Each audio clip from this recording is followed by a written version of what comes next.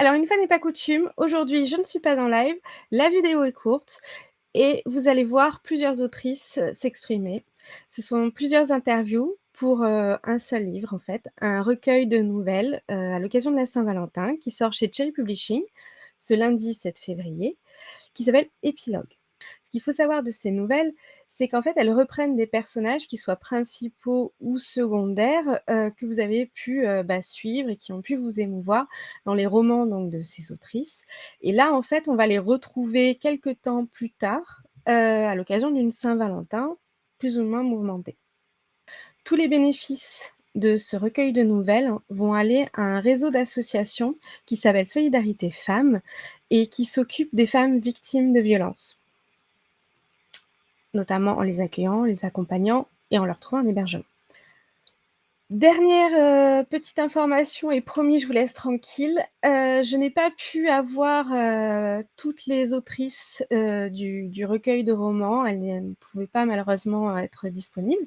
Donc j'ai ponctué, la vidéo de petits extraits comme j'aime bien le faire.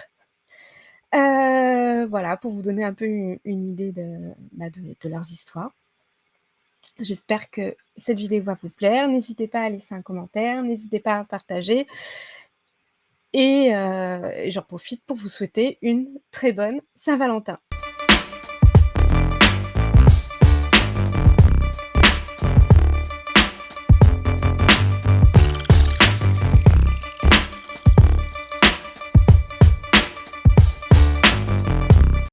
Ah bah, l'amour, forcément. Une fête commerciale? Alors la Saint-Valentin, c'est la fête des amoureux, déjà, et je pense que, sa représentation est différente suivant l'âge, des personnes. Je veux dire que, quand on est ado ou jeune adulte, ça va être une fête super importante parce que c'est là où on va vraiment voir, les sentiments que notre amoureux a pour nous. Est-ce qu'il va faire des efforts? Est-ce que, il va s'impliquer ou pas? Et je pense que c'est vraiment très important. Après, pour ma part, je suis mariée, donc je suis dans une longue relation avec mon mari et la Saint-Valentin reste quand même importante pour nous, même si, c'est plus comme au début, on va se faire des gros cadeaux ou quoi. C'est vraiment juste la symbolique où on va se faire un bon repas, on va partager du temps ensemble, on va faire en sorte que les enfants, ils se couchent tôt, pour profiter de notre soirée tous les 2 et voilà. Ouais, ça je trouve qu'avec le temps, ça a perdu un peu de sa saveur, c'est plus vraiment une fête, pour les amoureux. C'est vraiment une fête, je trouve qui est devenue commerciale et moi perso, je la fête pas. Donc, la Saint-Valentin, pour moi, ça représente bien sûr la fête des amoureux, la fête de l'amour. Bon, même si c'est devenu un petit peu, commercial, c'est important, je pense, d'essayer de préserver la magie, qu'il y a un peu dans ce mois de février. Voilà, donc ça, c'est important. La Saint-Valentin, au-delà du côté commercial, je pense que j'apprécie l'histoire qu'il y a derrière.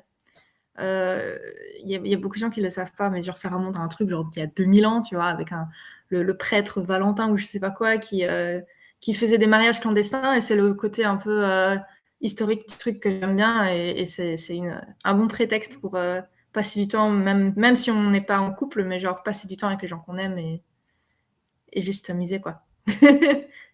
C'est tout.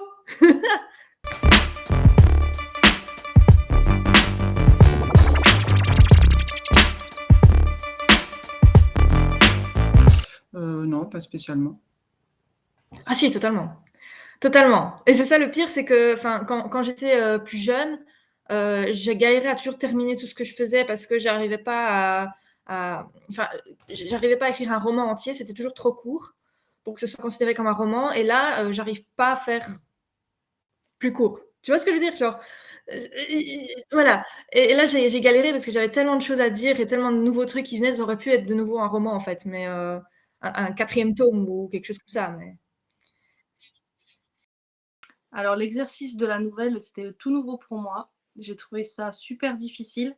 Déjà, dans un premier temps, c'était difficile de retrouver mes personnages parce qu'il faut savoir que quand on est auteur, les personnages qu'on a créés, une fois que le roman est publié, on a tendance à pas les oublier, mais les laisser un peu de côté passer sur de nouvelles aventures, de nouveaux personnages, de nouveaux environnements. Et là, du coup, ouais, c'était assez compliqué de me replonger dans l'histoire de West Star Story. Et en même temps, sous forme de nouvelles, où je sais que j'ai pas le droit de dépasser les 100 000 mots, je crois que c'était, ou non, c'était pas les 100 000, c'était les 10 000. Oh, je sais plus, mince. Et non, je crois que j'ai fait 60 000 mots. Oui, je crois que c'était 50 000 mots. Ouais. Enfin bref, et du coup, c'était super compliqué de réussir à faire mon histoire, à faire tout le déroulé dont j'avais envie en si peu de mots, quoi. Alors en fait, moi j'aime beaucoup le format nouvelle. Justement, c'est un format qui me convient assez bien. Donc j'en ai écrit quelques-unes et je sais que voilà, j'aimerais bien un jour faire un petit recueil aussi. Donc non, pas du tout, pas du tout. Ah si, parce que en fait, on est limité et en même temps, on a un minimum à respecter aussi. Donc c'est un format qui est quand même qui est pas évident. On a envie de mettre plein de choses et finalement, voilà, on peut pas tout faire non plus.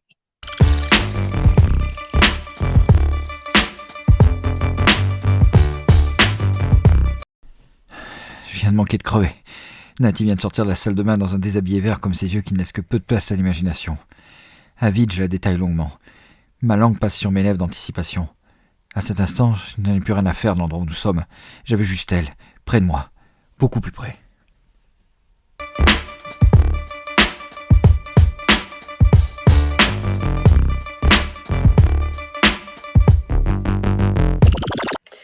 Alors la nouvelle, elle est tirée de Carpe Diem, la trilogie qui est sortie en 2021 chez Chéri. Et le personnage principal, c'est Evan, qui est un personnage secondaire dans la série, dans la trilogie, et qui est un personnage qui avait été beaucoup plébiscité par les lectrices et les lecteurs. Donc voilà, c'est pour ça que j'ai choisi de faire une petite nouvelle sur lui. Alors en fait, la nouvelle, ben, c'est la vie d'Evan. Donc les différents épisodes un peu marquants de sa vie qui expliquent ben, comment il est devenu l'homme qu'il est aujourd'hui. Et ça se termine bien sûr par un des événements les plus marquants de sa vie.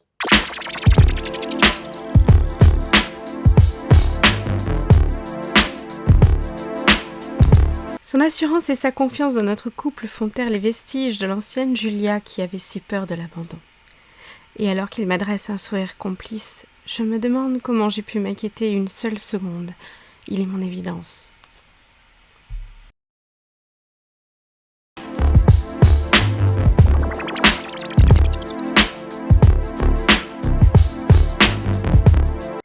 Alors, du coup, moi, j'ai écrit qu'un roman, Derrière les apparences. Et du coup, il s'agit de Sam et Joshua. Du coup, ça va être leur première Saint-Valentin. Joshua va pas trop savoir quoi faire pour marquer le coup parce qu'il n'est pas spécialement fan de cette fête par rapport à ce qu'il a pu vivre au lycée avec sa première vraie petite amie. Du coup, il va demander conseil à son meilleur pote qui va bien le guider pour le coup, mais ça va pas vraiment se passer comme prévu. Je peux pas vous dire pourquoi, sinon je spoil la fin de Derrière les apparences. Mais du coup, voilà, donc c'est assez frais, assez drôle, assez réaliste. Et voilà, vous verrez pourquoi.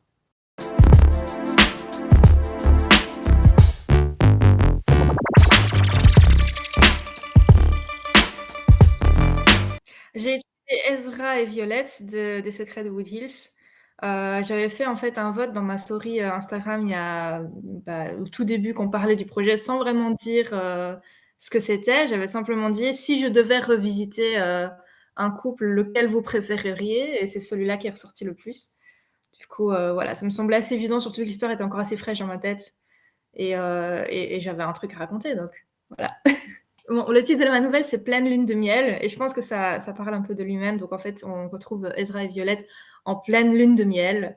Bon, il se passe ce qui se passe en lune de miel, hein, on sait tout ce qui se passe en lune de miel la nuit du mariage, mais il se passe ce qui se passe, et Ezra et Violette se retrouvent confrontés à un sujet que tous les couples devraient avoir avant de se marier, mais qui n'ont pas eu. et je vais pas vous dire ce que c'est parce que ce serait pas drôle sinon.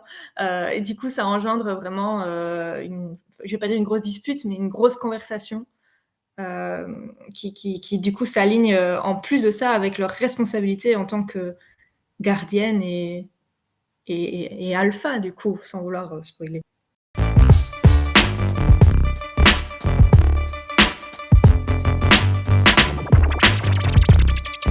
Alors, j'ai utilisé mes personnages de West Star Story, donc Tina et Mike.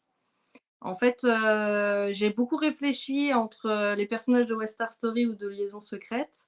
Et je me suis dit plutôt West Star Story, étant donné que Liaison secrète, il y a quand même un long épilogue à la fin où on sait ce qu'ils vont devenir les décennies suivantes.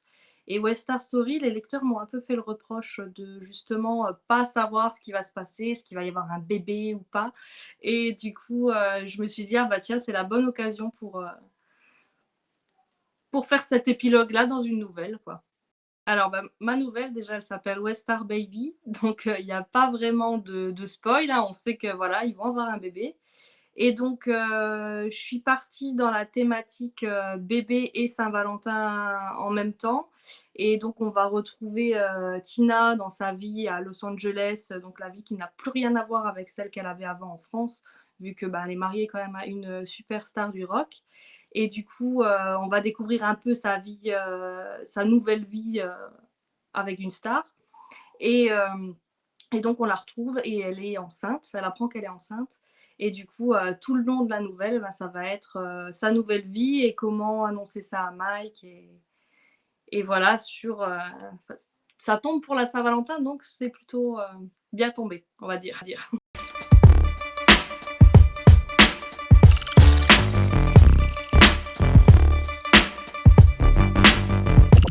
Alors, j'ai choisi Cataline et Rip de La Dernière Muse. Donc, c'est un petit peu mon couple phare en ce moment. Alors, la nouvelle, bien évidemment, la thématique, c'est la Saint-Valentin. Et l'idée, c'est Rip, en fait, qui veut proposer une Saint-Valentin exceptionnelle à son amoureuse.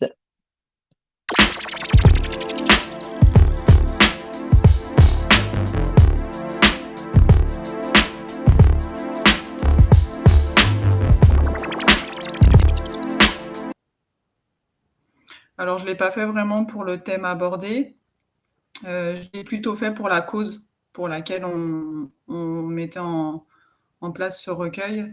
C'était vraiment plus ça qui m'intéressait. Ça aurait été un autre thème, je l'aurais fait de la même façon.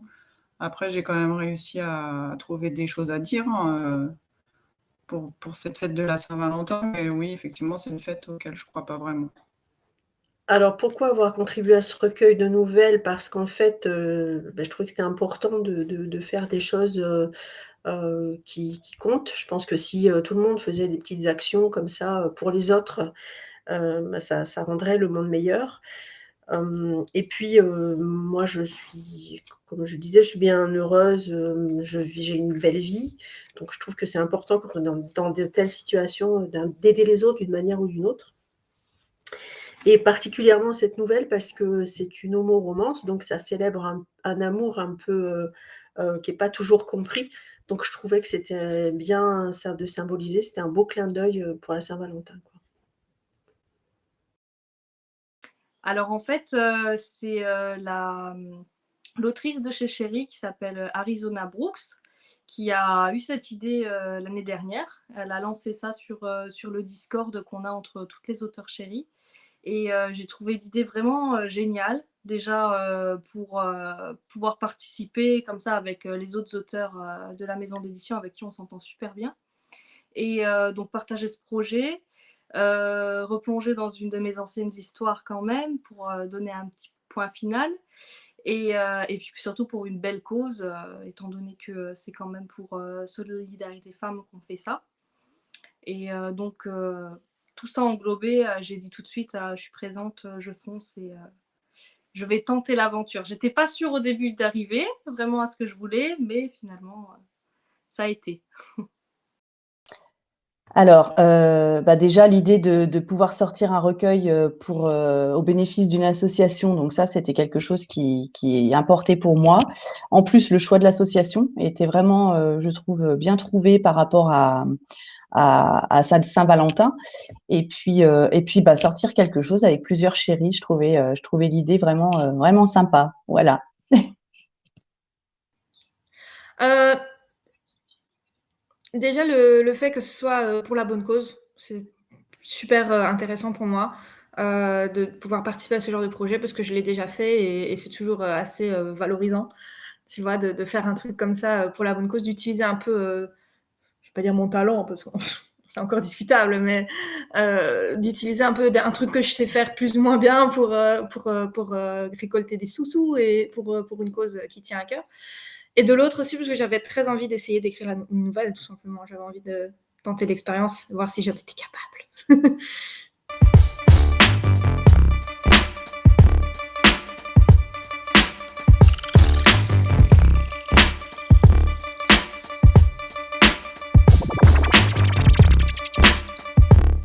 Ah ouais. Que vous le passiez en couple ou en famille ou avec vos potes, on s'en fout, mais passez une bonne journée.